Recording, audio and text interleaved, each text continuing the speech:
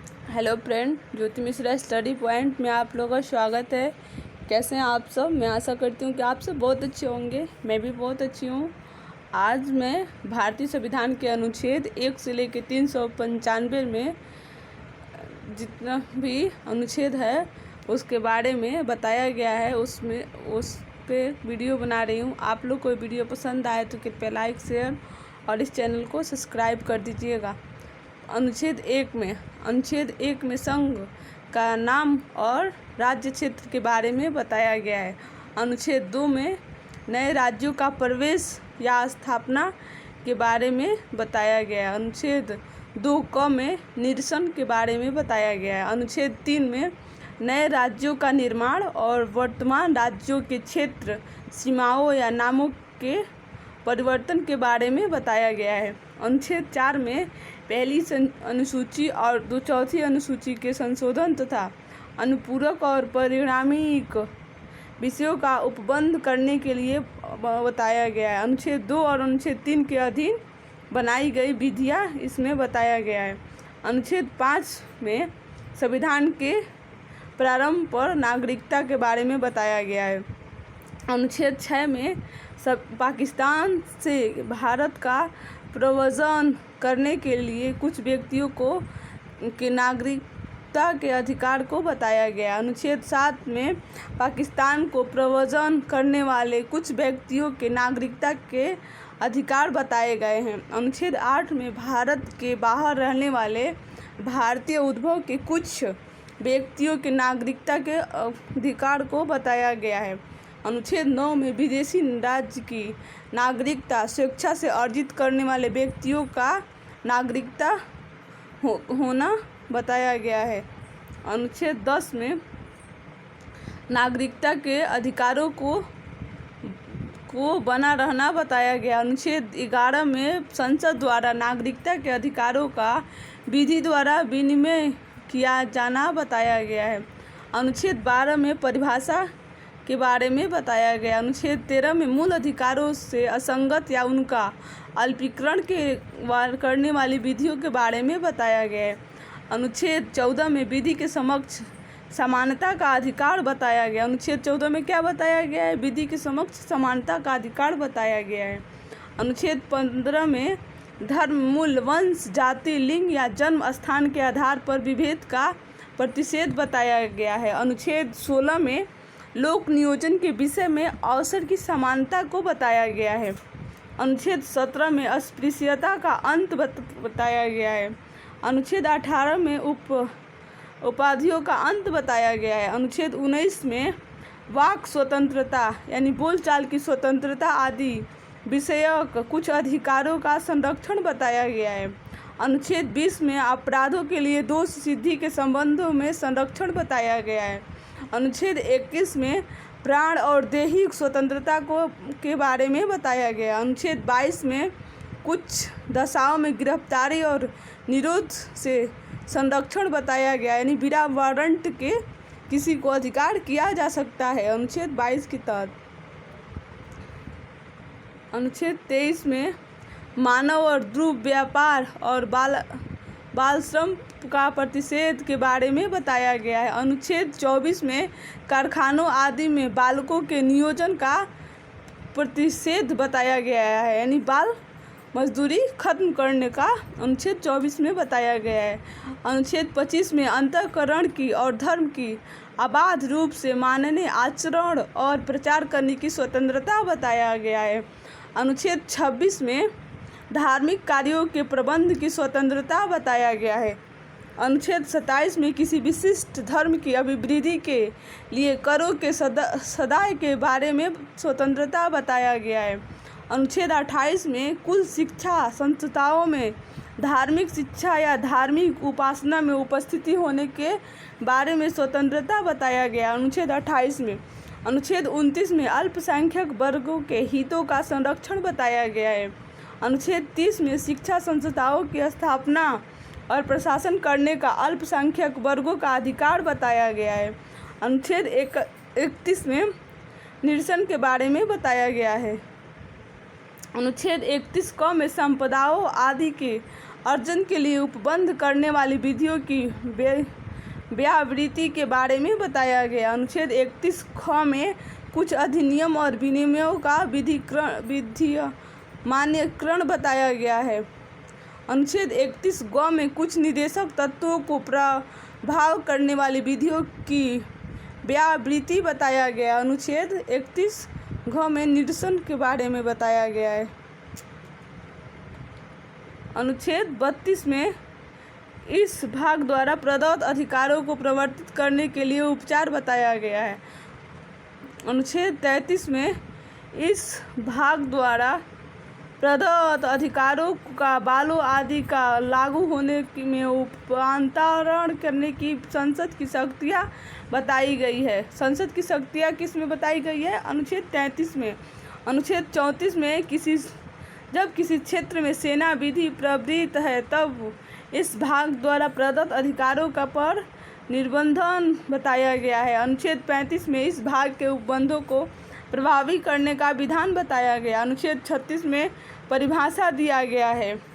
अनुच्छेद 37 में इस भाग में अंतर्विशिष्ट तत्वों को लागू होना बताया गया। अनुच्छेद 38 में राज्य लोक कल्याण की अभिवृद्धि के लिए सामाजिक व्यवस्था बनाएगा के लिए बताया गया। अनुच्छेद 39 में सामान्य न्याय और निःशुल्क विधिया सहायता के बारे में बताया गया है।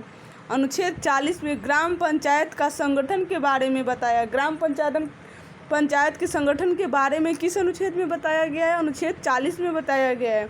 अनुच्छेद 41 में बताया गया है कुछ दशाओं में काम, शिक्षा और लोक सहायता पाने का अधिकार के बारे में बताया गया है।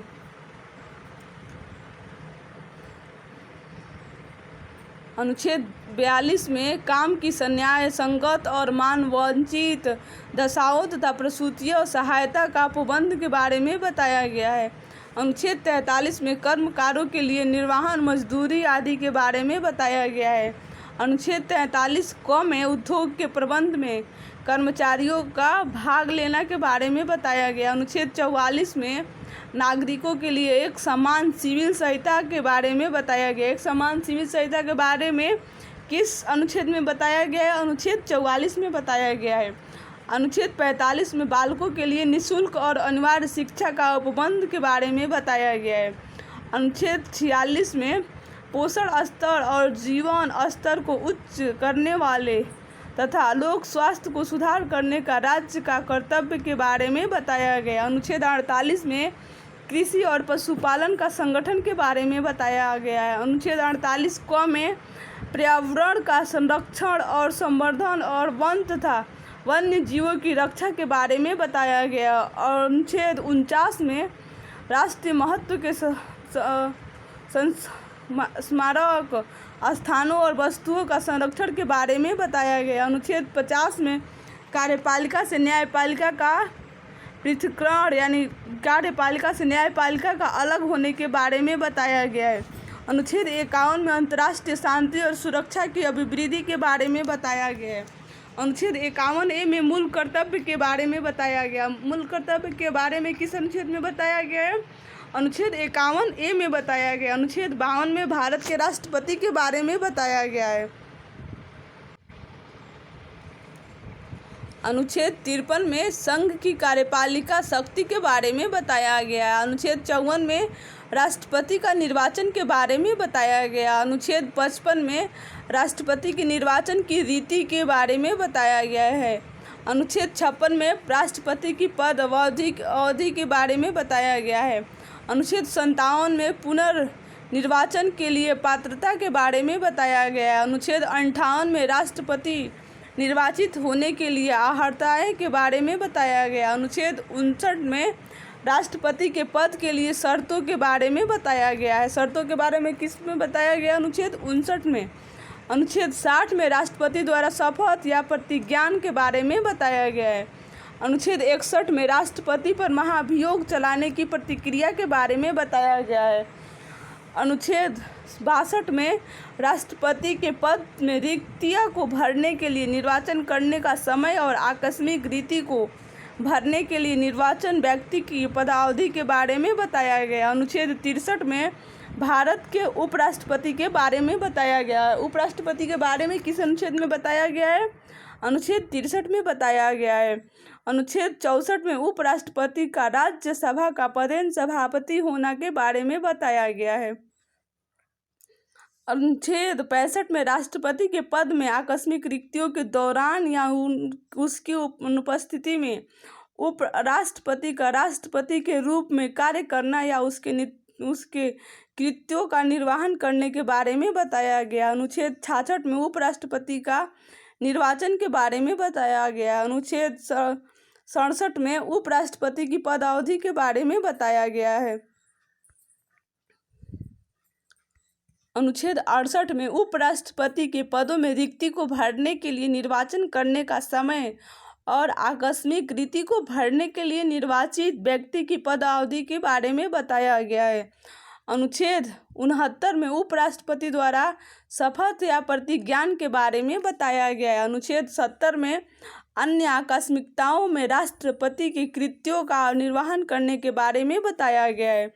अनुच्छेद 71 में राष्ट्रपति या उपराष्ट्रपति के निर्वाचन से संबंधित या सशक्त विषय तक के बारे में बताया गया है। अनुच्छेद 72 में क्षमता आदि की और कुछ मामलों में दंडादेश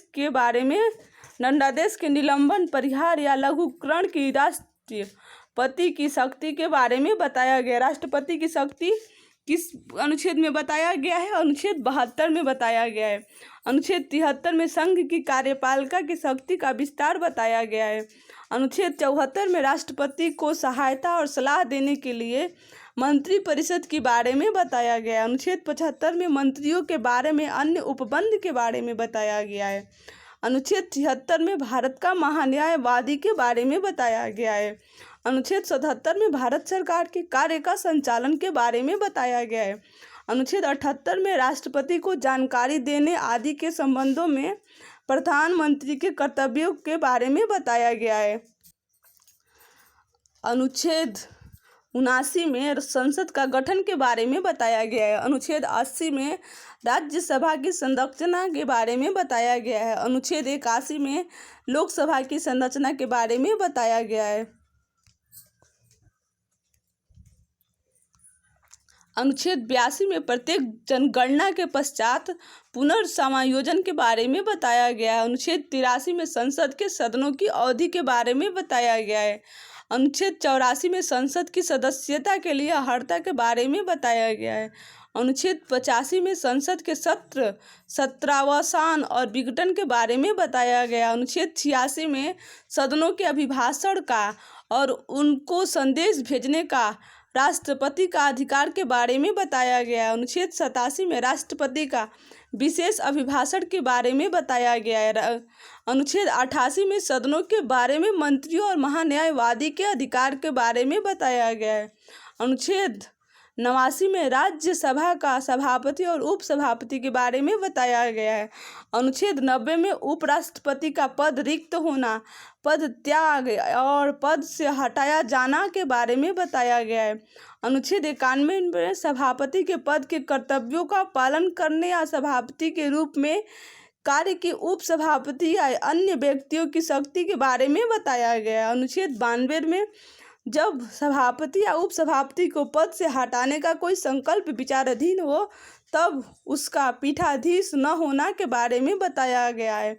अनुच्छेद 93 में लोकसभा और अध्यक्ष और उपाध्यक्ष के बारे में बताया गया है।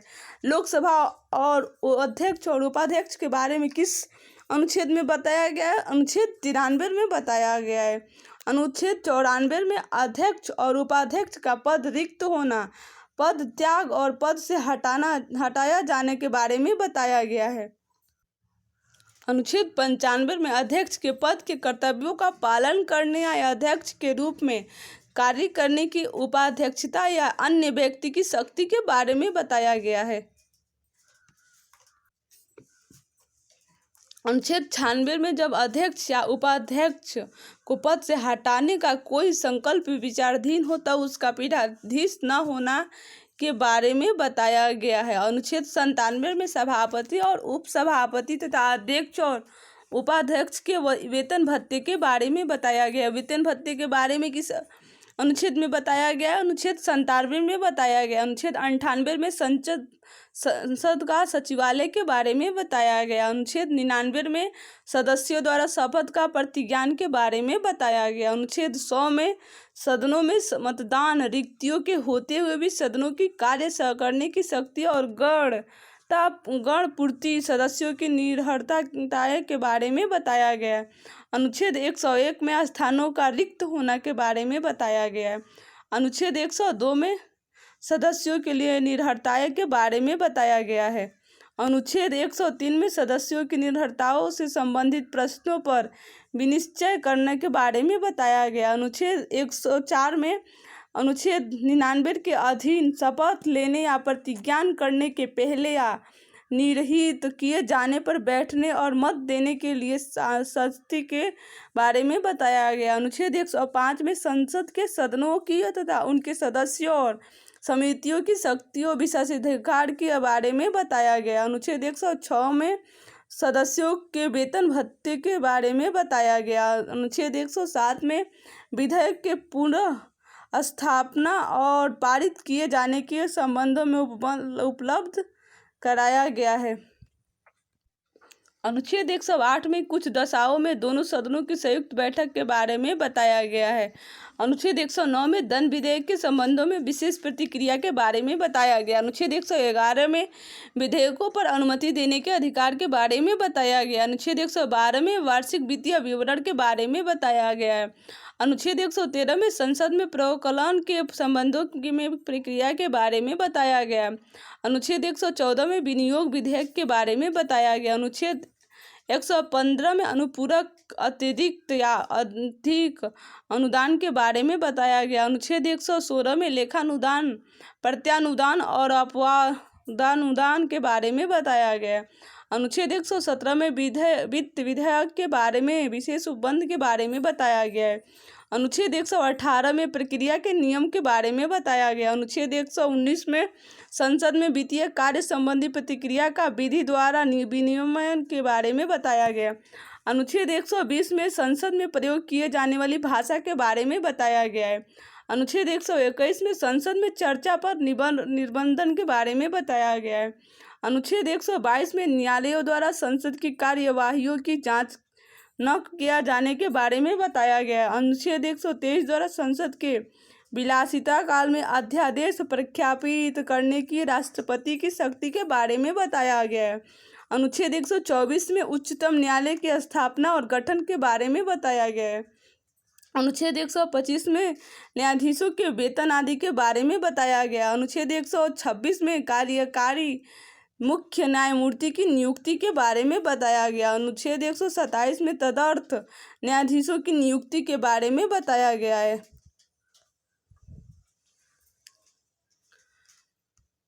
अनुच्छेद 128 में उच्चतम न्यायालय की बैठक में सेवानिवृत्त न्यायाधीशों की उपस्थिति के बारे में बताया गया। अनुच्छेद 129 में उच्चतम न्यायालय का अभिलेख न्यायालय होना के बारे में बताया गया। अनुच्छेद 130 में उच्चतम न्यायालय का स्थान के बारे में बताया गया है। अनुच्छेद 131 में उच्चतम न्यायालय की आरंभिक आधिकारिकता के बारे में बताया गया है। अनुच्छेद 132 में कुछ मामलों में उच्च न्यायालय से अपील में उच्चतम न्यायालय की अपील आधिकारिकता के रूप में बताया गया। अनुच्छेद 133 में उच्च न्यायालय में सिविल विषयों के से संबंधित के बारे में बताया गया है। अनुच्छेद 134 क में उच्चतम न्यायालय में अपील के लिए प्रमाण पत्र के बारे में बताया गया। अनुच्छेद 135 में विधान विधि के अधीन फेडरल न्यायालय की आधिकारिक और शक्तियों का उच्चतम न्यायालय द्वारा प्रयुक्त होना के बारे में बताया गया। अनुच्छेद 136 में अपील के लिए उच्चतम न्यायालय की विशेष इजाज़त के बारे में बताया गया। अनुच्छेद 137 में निर्णयों या आदेशों का उच्चतम न्यायालयों द्वारा पुनर्वालोकन के बारे में बताया गया। अनुच्छेद 138 में उच्चतम न्यायालय की आधिकारिकता की वृद्धि के बारे में बताया गया। अनुच्छेद 139 में कुछ रिट निकालने की शक्तियों का उच्चतम न्यायालय को प्रदत्त किया जाना के बारे में बताया गया। अनुच्छेद 139 क में कुछ मामलों का अंतरण के बारे में बताया गया है।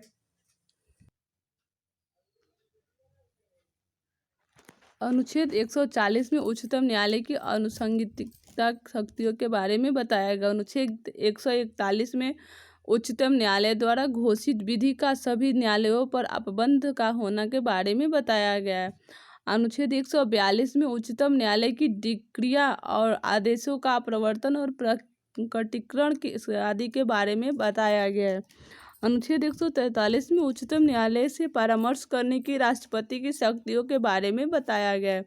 अनुच्छेद 144 में सिविल और न्यायिक प्रतिक्रियाओं के प्राधिकारियों के द्वारा उच्चतम न्यायालय के बारे में बताया गया। अनुच्छेद 144 क में कुछ नहीं बताया गया है। अनुच्छेद 145 में न्यायालय के नियम आदि के बारे में बताया गया। अनुच्छेद 146 में उच्चतम न्यायालय के अधिकारी और सेवकों तथा व्यय के बारे में बताया गया। अनुच्छेद 147 में निर्वाचन के बारे में बताया गया। निर्वाचन के बारे में किस अनुच्छेद में बताया गया? 147 में। अनुच्छेद 149 में नियंत्रक महालेखा परीक्षक के कर्तव्य और शक्तियों के बारे में बताया गया है। अनुच्छेद 150 में संघ के और राज्यों के लेखाओं का प्रारूप के बारे में बताया गया है। अनुच्छेद 151 में समपरीक्षा प्रतिवेदन के बारे में बताया गया। अनुच्छेद 152 में परिभाषा बताया गया। अनुच्छेद 153 में राज्यों के राज्यपाल के बारे में बताया गया है। राज्यों के राज्यपाल के बारे में किस अनुच्छेद में बताया गया है? 153 अनुच्छेद में बताया गया है। 154 अनुच्छेद में राज्य की कार्यपालिका की शक्ति के बारे में बताया गया। 155 अनुच्छेद में राज्यपाल की नियुक्ति के बारे में बताया गया है। 156 अनुच्छेद में राज्य की पदावधि के बारे में बताया गया है। अनुच्छेद 157 में राज्यपाल के पद के लिए शर्तों के बारे में बताया गया। अनुच्छेद 158 में राज्यपाल के पद के लिए शर्तों के बारे में बताया गया है। अनुच्छेद 160 में कुछ आकस्मिकताओं में राज्यपाल के कृत्यों का निर्वहन के बारे में बताया गया है। अनुच्छेद 161 में क्षमा आदि की और कुछ मामलों में दंडादेश के निलंबन, परिहार या लघुकरण की राज्यपाल की शक्तियों के बारे में बताया गया है। अनुच्छेद 162 में राज्य की कार्यपालिका शक्ति का विस्तार के बारे में बताया गया है। अनुच्छेद 163 में राज्यपाल को सहायता और सलाह देने के लिए मंत्रिपरिषद की बैठक के बारे में बताया गया। अनुच्छेद 164 में मंत्रियों के बारे में अन्य उपबंध के बारे में बताया गया। अनुच्छेद 165 में राज्य का महाधिवक्ता के बारे में बताया गया है। अनुच्छेद 166 में राज्य की सरकार की कार्यों का संचालन के बारे में बताया गया है। अनुच्छेद 167 में राज्यपाल को जानकारी देने आदि के संबंध में मुख्यमंत्री के कर्तव्यों को बताया गया। अनुच्छेद 168 में राज्य के विधानमंडलों का गठन के बारे में बताया गया है। अनुच्छेद 169 में राज्यों में विधान परिषदों का उत्सदन के सृजन के बारे में बताया गया है। अनुच्छेद 170 में विधान सभाओं की संरचना के बारे में बताया गया। अनुच्छेद 171 में विधान परिषदों की संरचना के बारे में बताया गया। अनुच्छेद 172 में राज्य में विधानमंडलों की अवधि के बारे में बताया गया। अनुच्छेद 173 में राज्य की विधानमंडल की सदस्यता के लिए अर्हता के बारे में बताया गया है। अनुच्छेद 174 में राज्य के विधानमंडल के सत्रावसान और विघटन के बारे में बताया गया है। अनुच्छेद 175 में सदन और सदनों में अभिभाषण का और उनको संदेश भेजने का राज्यपाल का अधिकार के बारे में बताया गया है। अनुच्छेद 176 में राज्यपाल का विशेष अभिभाषण के बारे में बताया गया है। अनुच्छेद 177 में सदनों के बारे में मंत्रियों और महाधिवक्ताओं के अधिकार के बारे में बताया गया। अनुच्छेद 178 में विधानसभा का अध्यक्ष और उपाध्यक्ष के बारे में बताया गया है। अनुच्छेद 179 में अध्यक्ष और उपाध्यक्ष का पद रिक्त होना, पद त्याग और पद से हटाया जाना के बारे में बताया गया है। अनुच्छेद 180 में अध्यक्ष के पद के कर्तव्यों का पालन करने या अध्यक्ष के रूप में कार्य करने की उपाध्यक्ष या अन्य व्यक्तियों की शक्ति के बारे में बताया गया। अनुच्छेद 181 में जब अध्यक्ष या उपाध्यक्ष को पद से हटाने का कोई संकल्प विचाराधीन हो तब उसका पीठाधीश न होना के बारे में बताया गया है। अनुच्छेद 182 में विधान परिषद का सभापति और उपसभापति के बारे में बताया गया है। अनुच्छेद 183 में सभापति और उपसभापति का पद रिक्त होना, पद त्याग और पद से हटाया जाना के बारे में बताया गया है। अनुच्छेद 184 में सभापति के पद के कर्तव्यों का पालन करने या सभापति के रूप में कार्य करने की उपसभापति या अन्य व्यक्ति की शक्ति के बारे में बताया गया है। अनुच्छेद 185 में जब सभापति या उपसभापति को पद से हटाने का कोई संकल्प विचाराधीन है तब उसका पीठाधीश का न होने के बारे में बताया गया है।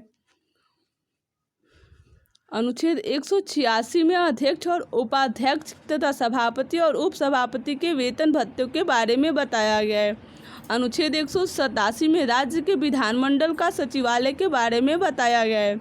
अनुच्छेद 188 में सदस्यों द्वारा शपथ या प्रतिज्ञान के बारे में बताया गया है। अनुच्छेद 189 में सदनों में मतदान रिक्तियों के होते हुए भी सदनों की कार्य शक्ति की करने की शक्ति और गण पूर्ति के बारे में बताया गया। अनुच्छेद 190 में स्थानों का रिक्त होने के बारे में बताया गया है।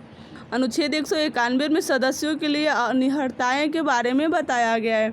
अनुच्छेद 192 में सदस्यों की निरर्हताओं से संबंधित प्रश्नों का विनिश्चय होने के बारे में बताया गया। अनुच्छेद 193 में अनुच्छेद 188 के अधीन शपथ लेने या प्रतिज्ञान करने से पहले या आहिर्यत न होते हुए भी निहित किए जाने पर बैठने पर मत देने की सलीय के लिए आशास्ति के बारे में बताया गया है। अनुच्छेद 194 में विधानमंडलों के सदनों की तथा सदस्यों और समितियों की शक्तियों का विशेषाधिकार के बारे में बताया गया। अनुच्छेद 195 सदस्यों के वेतन और भत्तों के बारे में बताया गया है। अनुच्छेद 196 में विधेयकों को पुनर्स्थापना और पारित किए जाने के संबंध में उपबंध के बारे में बताया गया। अनुच्छेद 197 में धन विधेयक से विभिन्न विधेयकों के बारे में विधान परिषद की शक्तियों पर निर्वहन करने के बारे में बताया गया। अनुच्छेद 198 में धन विधेयक के संबंध में विशेष प्रक्रिया के बारे में बताया गया है।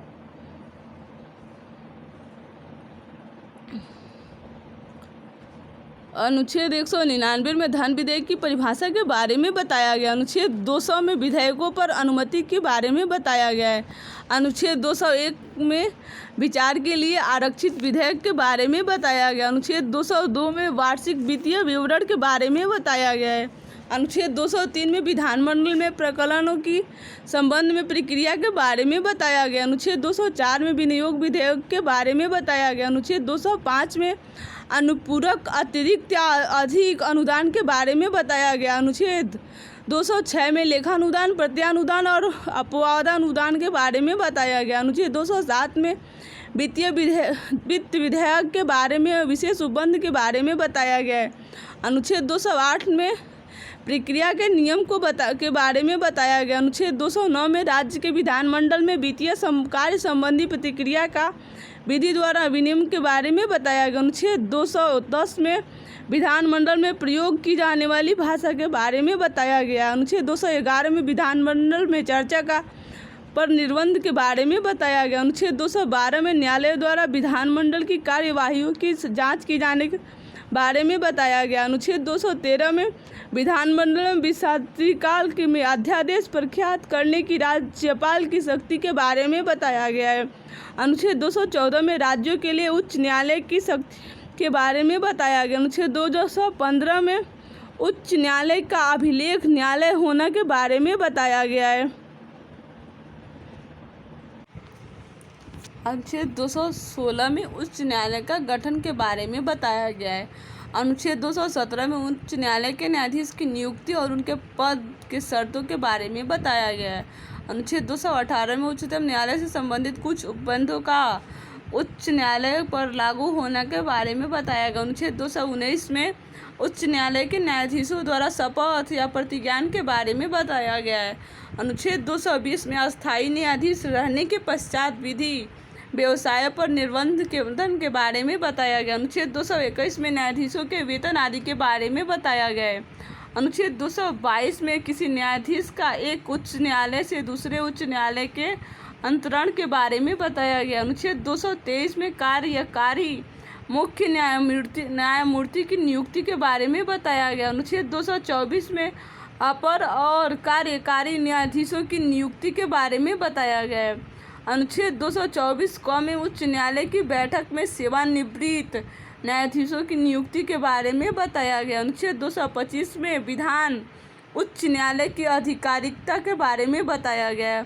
अनुच्छेद 226 में कुछ रीट निकालने की उच्च न्यायालय की शक्ति के बारे में बताया गया। अनुच्छेद 226 क में कुछ नहीं बताया गया। अनुच्छेद 227 में सभी न्यायालय के अधीक्षण की उच्च न्यायालय की शक्तियों के बारे में बताया गया है। अनुच्छेद 228 में कुछ मामलों का उच्च न्यायालय का अंतरण के बारे में बताया गया। अनुच्छेद 229 में उच्च न्यायालय के अधिकारी और सेवक तथा व्यय के बारे में बताया गया। अनुच्छेद 230 में उच्च न्यायालय के अधिकारी का संघ राज्य क्षेत्रों पर विस्तार के बारे में बताया गया। अनुच्छेद 231 में दो या दो से अधिक राज्यों के एक ही उच्च न्यायालय की स्थापना के बारे में बताया गया है। अनुच्छेद 233 में जिला न्यायाधीशों की नियुक्ति के बारे में बताया गया। अनुच्छेद 233 क में कुछ जिला न्यायाधीशों की नियुक्तियों का और उनके द्वारा किए गए निर्णय आदि के मान्यकरण के बारे में बताया गया। अनुच्छेद 234 में न्यायिक सेवा में जिला न्यायाधीशों से भिन्न व्यक्तियों की भर्ती के बारे में बताया गया है। अनुच्छेद 235 में अधीनस्थ न्यायालयों पर नियंत्रण के बारे में बताया गया है। अनुच्छेद 234 में निर्वाचन के बारे में बताया गया है। अनुच्छेद 237 में कुछ वर्गों या वर्गों के मजिस्ट्रेटों पर इस अध्याय के उपबंधों पर का लागू होने के बारे में बताया गया है। अनुच्छेद 239 में संघ राज्य क्षेत्रों का प्रशासन के बारे में बताया गया है। अनुच्छेद 239 क में कुछ संघ राज्य क्षेत्र के लिए स्थानीय विधान मंडलों या मंत्री परिषदों का दोनों का सृजन के बारे में बताया गया। अनुच्छेद 239 क में दिल्ली के संबंध में उपबंध के बारे में बताया गया है। अनुच्छेद 239 डबल क में संवैधानिक तंत्र के विफल हो जाने की दशा के उपबंध के बारे में बताया गया। अनुच्छेद 239 क ख में विधानमंडल के विश्रांतिकाल के अध्यादेश प्रख्याति करने की प्रशासन की शक्ति के बारे में बताया गया। अनुच्छेद 240 में कुछ संघ राज्य क्षेत्र के लिए विनिमय बनाने की राष्ट्रपति की शक्ति के बारे में बताया गया है। अनुच्छेद 240 में संघ राज्य क्षेत्र के लिए उच्च न्यायालय के बारे में बताया गया है। अनुच्छेद 243 में इसके परिभाषाएं दी गई है। अनुच्छेद 243 क में ग्राम सभा के बारे में बताया गया है।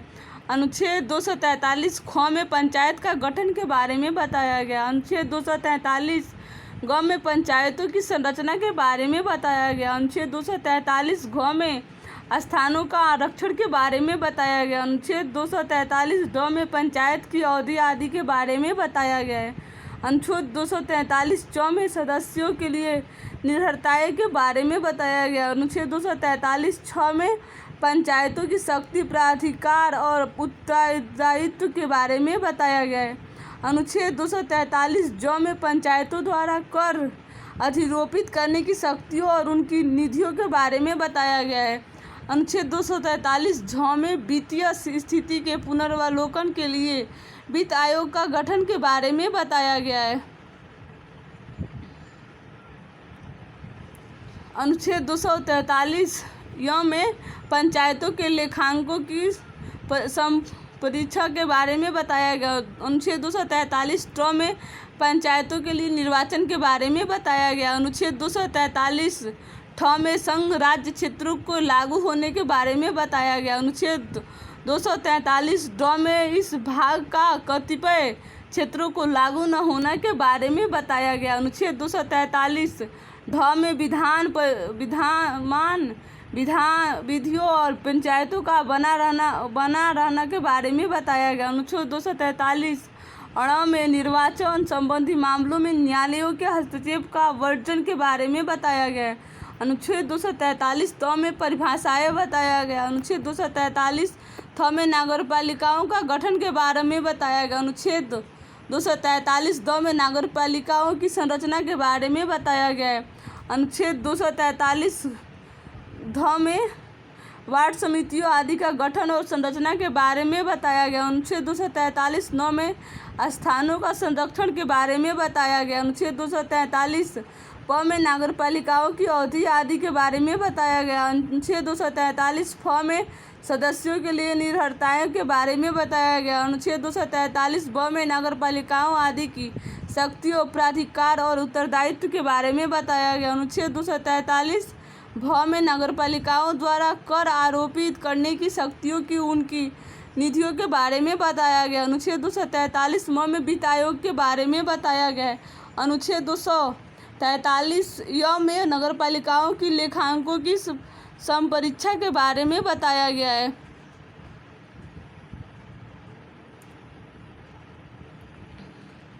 अनुच्छेद 243 य में नगरपालिकाओं के लेखाओं के संपरीक्षण के बारे में बताया गया है। अनुच्छेद 243 य क में नगरपालिकाओं के लिए निर्वाचन के बारे में बताया गया। अनुच्छेद 243 य ख में संघ राज्य क्षेत्रों को लागू होने के बारे में बताया गया। अनुच्छेद 243 य ग में इस भाग का कतिपय क्षेत्रों को लागू न होने के बारे में बताया गया है। अनुच्छेद 243 य घ में जिला योजना के लिए समिति के बारे में बताया गया है।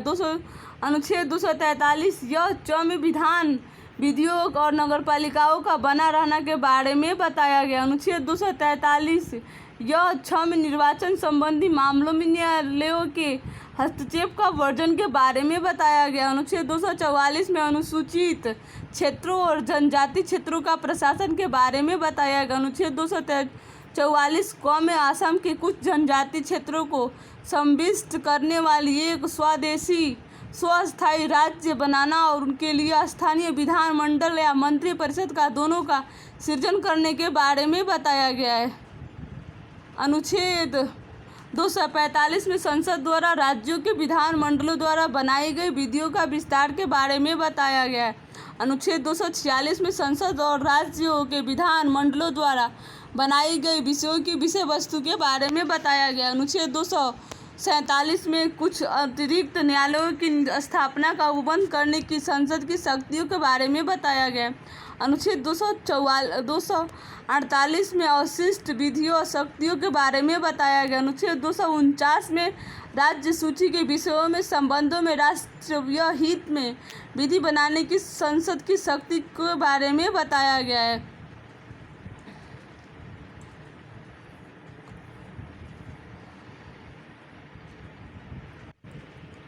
अनुच्छेद 250 में यदि आपातकाल की उद्घोषणा का प्रवर्तन हो तो राज्य सूची के विषय के संबंध में विधि के बारे में बताया गया है। अनुच्छेद 251 में संसद द्वारा अनुच्छेद 249 और अनुच्छेद 250 के अधीन बनाई गई विधि और राज्यों के विधानमंडलों द्वारा बनाई गई विधियों में असंगति के बारे में बताया गया है। अनुच्छेद 252 में दो या दो से अधिक राज्यों और उनकी सहमति से विधि बनाने की संसद की शक्ति ऐसी विधियों का किसी अन्य राज्यों द्वारा अंगीकार किया जाना के बारे में बताया गया। अनुच्छेद 253 में अंतर्राष्ट्रीय करारों का प्रभावी करने के लिए विधान के बारे में बताया गया। अनुच्छेद 254 में संसद द्वारा बनाई गई विधियों और राज्यों के विधान मंडलों द्वारा बनाई गई विधियों में असंगति के बारे में बताया गया। अनुच्छेद 255 में सिफारिशों और पूर्व मंजूरी के बारे में अपेक्षाओं को केवल प्रतिक्रिया के विषय में के बारे में बताया गया। अनुच्छेद 256 में राज्यों की ओर संघ की बाध्यता के बारे में बताया गया। अनुच्छेद 257 में कुछ दशाओं में राज्यों पर संघ का नियंत्रण के बारे में बताया गया। अनुच्छेद 258 में कुछ दशाओं में राज्यों को शक्ति प्रदान करने की संघ की शक्ति के बारे में बताया गया। अनुच्छेद 258 क में संघ में को कृत्य सौंपने की राज्यों की शक्ति के बारे में बताया गया है। अनुच्छेद 260 में भारत के बाहर के राज्य क्षेत्रों के संबंध में संघ की आधिकारिकता के बारे में बताया गया। अनुच्छेद 261 में सार्वजनिक कार्य अभिलेख और न्यायिक कार्यवाही के बारे में बताया गया। अनुच्छेद 262 में अंतर्राज्यीय नदियों या नदी दूना के जल संबंधी विवादों का न्यायिक निर्णय के बारे में बताया गया है। अनुच्छेद 263 में अंतर्राज्यीय परिषद के संबंधों में उपबंध के बारे में बताया गया। अनुच्छेद 264 में विधि के प्राधिकरण के बिना करों का अधिरोपण न किया जाना के बारे में बताया गया। अनुच्छेद 265 में विधि के प्राधिकरण के बिना करों का अधिरोपण न किया जाना के बारे में बताया गया। अनुच्छेद 266 में भारत और राज्यों के संचित निधियों और लोक लेखे के बारे में बताया गया है। अनुच्छेद 267 में आकस्मिकता निधि के बारे में बताया गया है। अनुच्छेद 268 में संघ द्वारा उद्गृहित किए जाने वाले किंतु राज्यों द्वारा अनुसंगृहित और विनियोजित किए जाने वाले शुल्क के बारे में बताया गया। अनुच्छेद 269 में संघ द्वारा उदयगृहित और संगृहित किंतु राज्यों को सौंपे जाने वाले कर के बारे में बताया गया। अनुच्छेद 270 में उदयगृह कर और उनका संघ तथा राज्यों के बीच विवरण के बारे में बताया गया है। अनुच्छेद 271 में कुछ शुल्कों और करों पर संघ के प्रयोजन के लिए अधिभार के बारे में बताया गया है। अनुच्छेद 273 में जूट और जूट उत्पादों का निर्यात शुल्क के स्थान पर अनुदान के बारे में बताया गया। अनुच्छेद 274 में ऐसे कराधान पर जिसमें राज्य हितबद्ध और प्रभाव डालने वाले विधेयकों के लिए राष्ट्रपति की पूर्व सिफारिश की अपेक्षा के बारे में बताया गया है। अनुच्छेद 275 में कुछ राज्यों को संघ अनुदान के बारे में बताया गया है। अनुच्छेद 276 में वित्तीय व्यापारों आजीविकों और नियोजनों पर के लिए बताया गया। अनुच्छेद 277 में व्यय वृत्ति के बारे में बताया गया है। अनुच्छेद 278 में कुछ नहीं बताया गया। अनुच्छेद 279 में शुद्ध आगम आदि की गणना के बारे में बताया गया। अनुच्छेद 280 में वित्त आयोग के बारे में बताया गया है। अनुच्छेद 281 में वित्त आयोग की सिफारिश के बारे में बताया गया है। अनुच्छेद 282 में संघ राज्य द्वारा अपने राजस्व के लिए किए जाने वाले व्यय के बारे में बताया गया। अनुच्छेद 283 में संचित निधियों, आकस्मिकताओं निधियों और लोक लेखाओं में जमा धनराशि की अभिरक्षा आदि के बारे में बताया गया। अनुच्छेद 284 में लोक सेवक और न्यायालय द्वारा प्राप्त वादकर्ताओं की जमा राशियों और अन्य धनराशियों की अभिरक्षा के बारे में बताया गया है। अनुच्छेद 285 में संघ और संपत्ति को राज्य के कराधान से छूट के बारे में बताया गया। अनुच्छेद 286 में माल के क्रय या विक्रय पर कर के अधिरोपण के बारे में निबंधन के बारे में बताया गया। अनुच्छेद 288 में जल या विद्युत के संबंध में राज्यों द्वारा कराधान से कुछ दशाओं में छूट के बारे में बताया गया है। अनुच्छेद 289 में राज्य की संपत्ति और आय को संघ और कराधान से छूट के बारे में बताया गया। अनुच्छेद 290 में कुछ व्यय और पेंशनों के संबंध में समायोजन के बारे में बताया गया है। अनुच्छेद 290 में कुछ देय स्व निधियों की वार्षिक सदाई के बारे में बताया गया है। अनुच्छेद 292 में भारत सरकार द्वारा उधार लेना के बारे में बताया गया। अनुच्छेद 293 में राज्यों द्वारा उधार लेने के बारे में बताया गया है। अनुच्छेद 294 द्वारा कुछ दशाओं में संपत्ति, आस्तियों, अधिकारों, दायित्वों और बाध्यताओं का उत्तराधिकार के बारे में बताया गया है। अनुच्छेद 295 में अन्य दशाओं में संपत्ति, आस्तियों, अधिकारों, दायित्वों और बाध्यताओं का उत्तराधिकार के बारे में बताया गया। अनुच्छेद 296 में राजगामी या व्यापकता या स्वामी विहीन होने से प्रोद्भूत संपत्ति के बारे में बताया गया। अनुच्छेद 297 में राज्य, क्षेत्रीय, सागर खंड या महाद्वीपीय मग्न तट के बारे में बताया गया है। अनुच्छेद 298 में व्यापार करने की आदि की शक्ति के बारे में बताया गया है।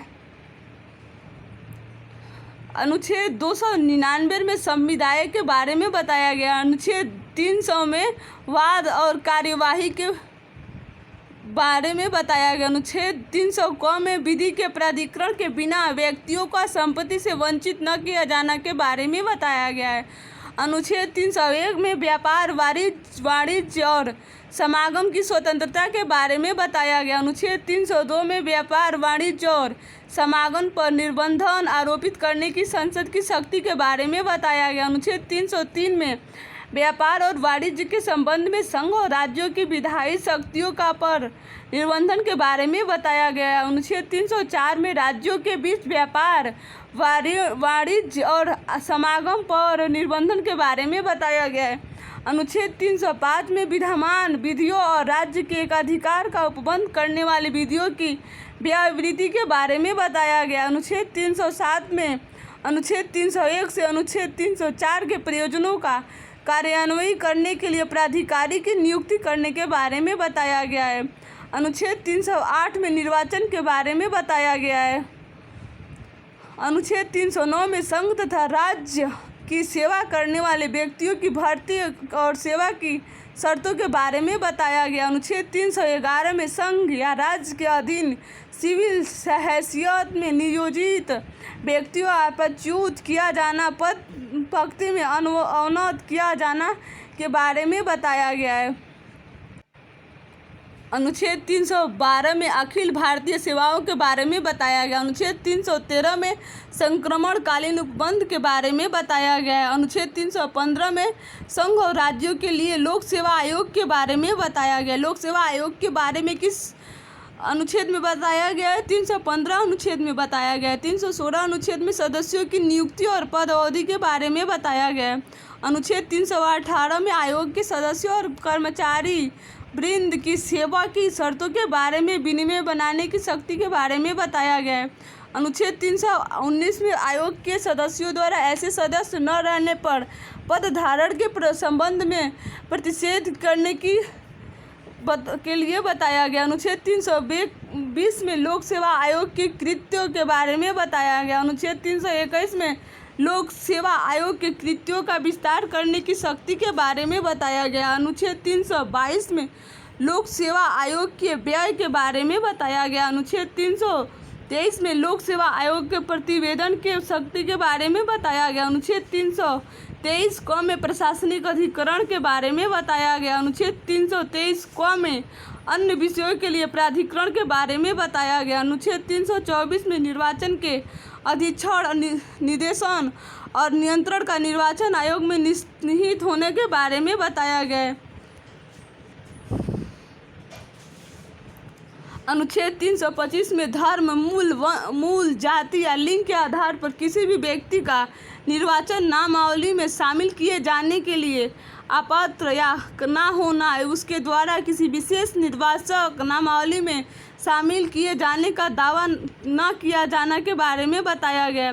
अनुच्छेद 326 में लोकसभा और राज्यों की विधानसभाओं के लिए निर्वाचक का वयस्क मताधिकार के आधार पर होना बताया गया है।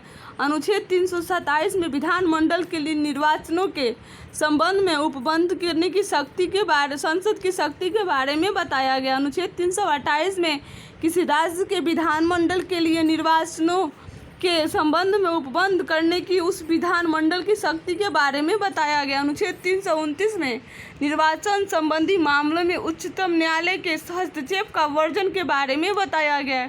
अनुच्छेद 330 में लोकसभा में अनुसूचित जातियों और अनुसूचित जनजातियों के लिए स्थानों का आरक्षण के बारे में बताया गया है। अनुसूचित जाति और अनुसूचित जनजाति के आरक्षण के लिए किस अनुच्छेद में बताया गया है? अनुच्छेद 330 में बताया गया है। अनुच्छेद 331 में लोकसभा में अगला भारतीय समुदाय का प्रतिनिधित्व के बारे में बताया गया। अनुच्छेद 332 में राज्य की विधानसभाओं में अनुसूचित जातियों और अनुसूचित जनजातियों के लिए स्थान का आरक्षण के बारे में बताया गया। अनुच्छेद 333 में राज्य की विधानसभाओं में आंग्ल भारतीय समुदाय का प्रतिनिधित्व के शामिल किया गया है। अनुच्छेद 334 में स्थानों के आरक्षण और विशेष प्रतिनिधित्व का 60 वर्ष के पश्चात न रहना के बारे में बताया गया है। अनुच्छेद 335 में सेवाओं और पदों के लिए अनुसूचित जातियों और अनुसूचित जनजातियों के दावे के बारे में बताया गया। अनुच्छेद 336 में कुछ सेवाओं में अगला भारतीय समुदाय के विशेष उपबंध को शामिल किया गया। अनुच्छेद 337 में अंग भारतीय समुदाय के फायदे के लिए शैक्षिक अनुदान के लिए विशेष उपबंध कराया गया है। अनुच्छेद 338 में राष्ट्रीय अनुसूचित जाति आयोग का गठन किया गया। अनुच्छेद 338 क में राष्ट्रीय अनुसूचित जनजाति आयोग का गठन किया गया है।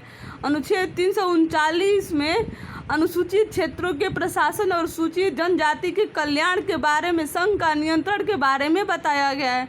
अनुच्छेद 340 में पिछड़े वर्ग की दशाओं के अन्वेषण के लिए आयोग की नियुक्ति के बारे में बताया गया। अनुच्छेद 341 में अनुसूचित जातियों के बारे में बताया गया है। अनुच्छेद 342 में अनुसूचित जनजातियों के बारे में बताया गया। अनुच्छेद 343 में संघ की राजभाषा के बारे में बताया गया है। अनुच्छेद 344 में राजभाषा के संबंधों में आयोग और संसद की समिति के बारे में बताया गया है। अनुच्छेद 346 में एक राज्य और दूसरे राज्यों के बीच या किसी राज्य का और राज्य के संघ के बीच पत्र आदि की राजभाषा के बारे में बताया गया है।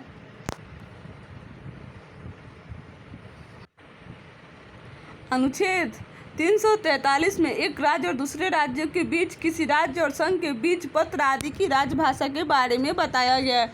अनुच्छेद 348 में उच्चतम न्यायालय और उच्च न्यायालय में और अधिनियमों विधेयकों आदि के लिए प्रयोग की जाने वाली भाषा के बारे में बताया गया है। अनुच्छेद 349 में भाषा से संबंधित कुछ विधियाँ अधिनियमों करने के विशेष प्रक्रिया के बारे में बताया गया। अनुच्छेद 350 में व्यथा के निवारण के लिए अभ्यावेदन में प्रयोग की जाने वाली भाषा के बारे में बताया गया। अनुच्छेद 350 क में प्राथमिक स्तर पर मातृभाषा में शिक्षा की सुविधा के बारे में बताया गया है। अनुच्छेद 350 क में भाषाई अल्पसंख्यक वर्गों के लिए विशेष अधिकारी के बारे में बताया गया है। अनुच्छेद 351 में हिंदी भाषा के विकास के लिए निर्देश के बारे में बताया गया। अनुच्छेद 352 में आपात की उद्घोषणा के बारे में बताया गया। अनुच्छेद 353 में आपात की उद्घोषणा का प्रभाव के बारे में बताया गया है। अनुच्छेद 354 में जब आपात की उद्घोषणा प्रवर्तन में है तब राजस्व की विवरण संबंधी उपबंधों पर लागू होने के बारे में बताया गया। अनुच्छेद 355 में ब्रह्म आक्रमण और आंतरिक अशांति से राज्य की संरक्षा करने का संघ का कर्तव्य के बारे में बताया गया। अनुच्छेद 356 में राज्यों संवैधानिक तंत्र के विफल हो जाने की दशा में उपबंध के बारे में बताया गया है। अनुच्छेद 348 उच्च न्यायालय और उच्च न्यायालयों में अधिनियमों विधेयकों आदि के लिए प्रयोग की जाने वाली भाषा के बारे में बताया गया है। अनुच्छेद 349 में भाषा से संबंधित कुछ विधियाँ अधिनियमों के लिए विशेष प्रक्रिया के बारे में बताया गया। अनुच्छेद 350 में व्यथा के निवारण के लिए अभ्यावेदन में प्रयोग की जाने वाली भाषा के बारे में बताया गया। अनुच्छेद 350 क में प्राथमिक स्तर पर मातृभाषा में शिक्षा की सुविधाओं के बारे में बताया गया है। अनुच्छेद 350 क में भाषाई अल्पसंख्यक वर्गों के लिए विशेष अधिकार के बारे में बताया गया है। अनुच्छेद 351 में हिंदी भाषा के विकास के लिए निर्देश दिए गए हैं। अनुच्छेद 352 में आपात की उद्घोषणा की गई। अनुच्छेद 353 में आपात की उद्घोषणा का प्रभाव पड़ा है। अनुच्छेद 354 में जब आपात की उद्घोषणा प्रवर्तन में है तब राजस्व के विवरण संबंधी उपबंधों का लागू होने के बारे में बताया गया। अनुच्छेद 355 में ब्रह्म आक्रमण और आंतरिक अशांति से राज्यों की संरक्षण करने का संघ का कर्तव्य के बारे में बताया गया है। अनुच्छेद 356 में राज्य संवैधानिक तंत्र के विफल हो जाने की दिशा में उपबंध के बारे में बताया गया है। अनुच्छेद 357 में अनुच्छेद 356 के अधीन की गई उद्घोषणाओं के अधीन विधायी शक्तियों का प्रयोग किया गया। अनुच्छेद 358 में आपात के दौरान अनुच्छेद 19 के उपबंधों का निलंबन किया गया। अनुच्छेद 359 में आपात के दौरान भाग 3 द्वारा प्रदत्त अधिकारों के प्रवर्तन का निलंबन किया गया। अनुच्छेद 360 में वित्तीय आपात के बारे में उपबंध किया गया है। अनुच्छेद 361 में राष्ट्रपति और राज्यपालों और राज प्रमुखों का संरक्षण किया गया। अनुच्छेद 361 क में संसद और राज्यों के विधानमंडलों की कार्यवाहियों के प्रकाश का संरक्षण किया गया है।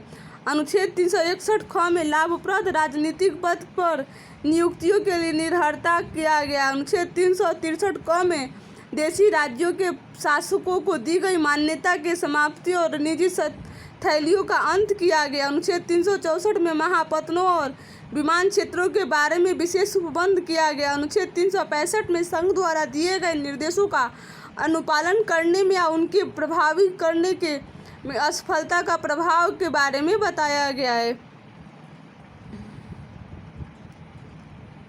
अनुच्छेद 366 में परिभाषाएं दी गई। अनुच्छेद 367 में निर्वाचन के बारे में बताया गया है।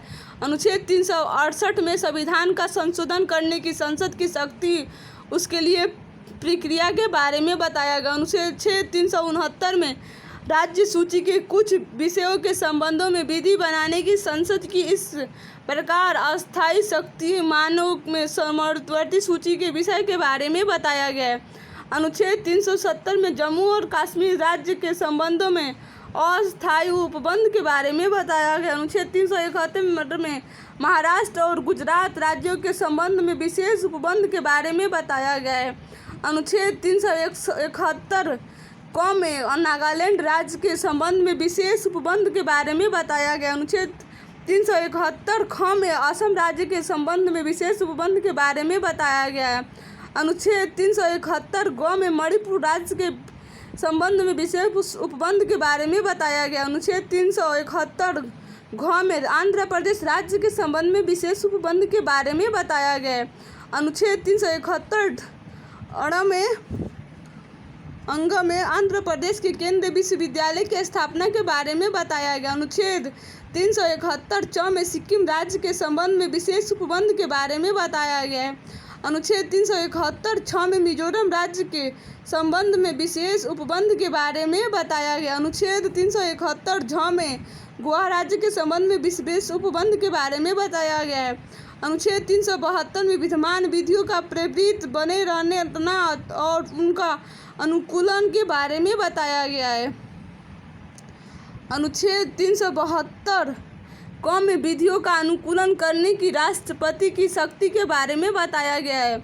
अनुच्छेद 373 में निवारक निरोध में रखे गए व्यक्तियों के संबंध में कुछ दशाओं में आदेश करने की राष्ट्रपति की शक्ति के बारे में बताया गया है। अनुच्छेद 374 में फेडरल न्यायालय के न्यायाधीशों और फेडरल न्यायालय में सपरिषद हिज मेजेस्टी के समक्ष लंबित कार्यवाही के बारे में बताया गया है। अनुच्छेद 375 में संविधान के उपबंधों के अधीन रहते हुए न्यायालय के प्राधिकारियों और अधिकारियों का कृत्य करते रहना के बारे में बताया गया। अनुच्छेद 376 में उच्च न्यायालय के न्यायाधीशों के बारे में उपबंध के बारे में बताया गया। अनुच्छेद 377 में भारत के नियंत्रक महालेखा परीक्षक के बारे में उपबंध बताया गया। अनुच्छेद 378 में लोक सेवा आयोग के बारे में उपबंध के बारे में बताया गया। अनुच्छेद 378 क में आंध्र प्रदेश विधानसभा की अवधि के बारे में विशेष उपबंध के बारे में बताया गया है। अनुच्छेद 379 से 391 में निरसन है। अनुच्छेद 392 में कठिनाइयों को दूर करने की राष्ट्रपति की शक्ति के बारे में बताया गया है।